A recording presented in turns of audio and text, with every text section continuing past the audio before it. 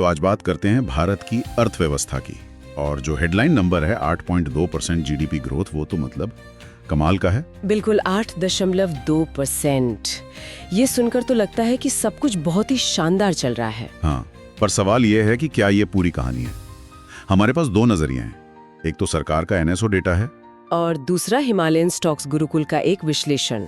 हाँ, तो चलिए इन दोनों को मिलाकर देखते हैं कि इस चमक के पीछे की असल तस्वीर क्या है। ये 8.2% का आंकड़ा मतलब वाकई जबरदस्त है। इससे भारत दुनिया की सबसे तेजी से बढ़ने वाली बड़ी अर्थव्यवस्था बन गया है। और सरकारी आंकड़ों के हिसाब से ये ग्रोथ काफी फैली हुई है। ऐसा नहीं कि बस एक दो जगह से आ रही हो। अच्छा। हाँ, जैसे मैन्युफैक्चरिंग सेक्टर को देखिए, वो 9.1% बढ़ा है। अच्छा। और जो सर्विसेज हैं जैसे फाइनेंशियल और रियल एस्टेट वाली, बिल्कुल, उनमें तो 10.2% की जबरदस्त बढ़त है।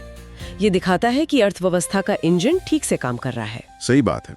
और इसमें आम लोगों का भी बड़ा हाथ लग रहा है ना, जो निजी खपत है। हाँ, प्राइवेट कंजम्पशन वो 7.9% बढ़ी है।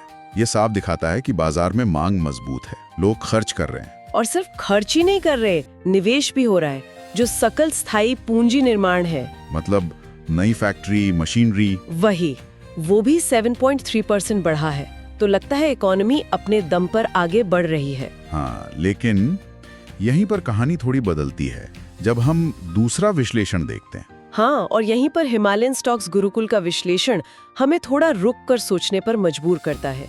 वो कुछ चिंताजनक संकेतों की तरफ भी इशारा कर रहे हैं। जैसे कृषि क्षेत्र, उसकी ग्रोथ धीमी होकर सिर्फ 3.5% रह गई है। ये कम है। और खनन यानी माइनिंग सेक्टर, वो तो लगभग ठप है, उसमें नेगेटिव ग्रोथ है, -0.04%। ओह, लेकिन जो सबसे चौंकाने वाली बात मुझे लगी वो सरकारी खर्च को लेकर थी। वही सबसे बड़ा सवाल है। देखिए, सरकारी अंतिम उपभोग व्यय मतलब सरकार का जो रोजमर्रा का खर्च होता है, उसमें 2.7% की गिरावट आई है। हाँ, और ये एक बहुत बड़ा बदलाव है। आमतौर पर जब अर्थव्यवस्था तेजी से बढ़ रही हो तो सरकार का खर्च उसे और सहारा देता है। यहाँ उल्टा हो रहा है। तो इसका असर तो आगे दिखेगा फिर? बिल्कुल, आने वाली तिमाहियों में इसका असर महसूस हो सकता है।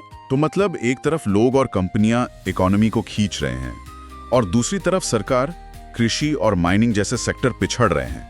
ये थोड़ा असंतुलन जैसा नहीं लगता? ये बहुत सही सवाल है। और याद रखिए, ये सारी जानकारी और विश्लेषण हिमालयन स्टॉक्स गुरुकुल की तरफ से था। उनके चैनल को सब्सक्राइब, लाइक और शेयर करना बिल्कुल ना भूलें।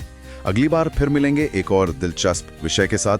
हिमालयन स्टॉक्स गुरुकुल को सब्सक्राइब, लाइक और शेयर करें।